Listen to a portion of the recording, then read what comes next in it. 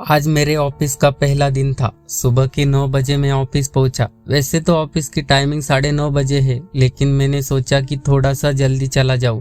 पहले ही दिन लेट में होना नहीं चाहता था। करीब 9:30 बजे सब ऑफिस आना शुरू हो गए। मुझे अपने एचआर को मिलना था, सो मैं उनका इंतजार करने लगा। थोड़ी देर बाद मेरे सामने से एक बेहद ही खूबसूरत महिला गुजरी और मैं तो बस उसे देखता ही रह गया। उसने मुझे थोड़ा सा घूरते हुए वहां से चली गई। शायद उसे पता चल गया कि मैं उसे देख रहा था। खैर, मन में ही सोचने लगा कि चलो यहाँ कोई तो देखने लायक है। तभी एचआर की रूम से आवाज आई, मिस्टर महेश। और मैं हड़बड़ाते हुए ऑफिस रूम के बाहर से मे आई कम इन कहते अंदर चला गया। तो मैं थोड़ा सा ज्यादा ही नर्वस हो गया, क्योंकि बाहर मैंने जिसे देखा वही एचआर थी। मैंने थोड़ा घबरा कर कहा, हेलो मैम। एचआर का नाम नंदिनी था, थोड़ी सी गुस्से वाली थी।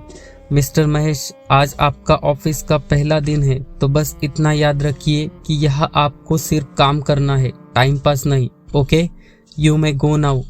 और जी मैडम कह के हम अपने काम पर लग गए। काम के बहाने मुझे नंदिनी से दिन में 3-4 बार मिलना पड़ता था, तो हमारी काफ़ी सारी बातचीत होती थी। बातों ही बातों में पता चला कि नंदिनी का 2 साल पहले तलाक हो चुका था और उसे 6 साल का एक बेटा भी है, लेकिन कोई कह नहीं सकता कि वो 6 साल के बेटे की माँ है। मुझे नंदिनी से प्यार हो गया था, लेकिन शायद वो मुझे गलत समझे, इस वजह से मैं उससे कुछ कह नहीं पा रहा था। अगले हफ्ते नंदिनी का बर्थडे था, तो उसी दिन मैंने फैसला किया कि उस दिन मैं नंदिनी को शादी के लिए प्रपोज करूंगा। नंदिनी ने ऑफिस स्टाफ के सबको बर्थडे पार्टी के लिए आमंत्रित किया। पार्टी नंदिनी के घर पर ही थी, तो मैंने नंदिनी के लिए एक अंगूठी ली और उसे एक चिट्ठी के साथ भेज दिया। नंदिनी को चिट्ठी और रिंग मिली। वो कुछ समझ नहीं पा रही थी कि आखिर ये चल क्या रहा है। नंदिनी ने चिट्ठी पढ़ना शुरू किया। डियर नंदिनी, मुझे पता है साल में एक ही दिन आता है जिसे तुम खुशी से सब कुछ भूलकर जीना चाहती हो, लेकिन मैं तुम्हें साल का हर एक दिन खुश देखना चाहता हूँ।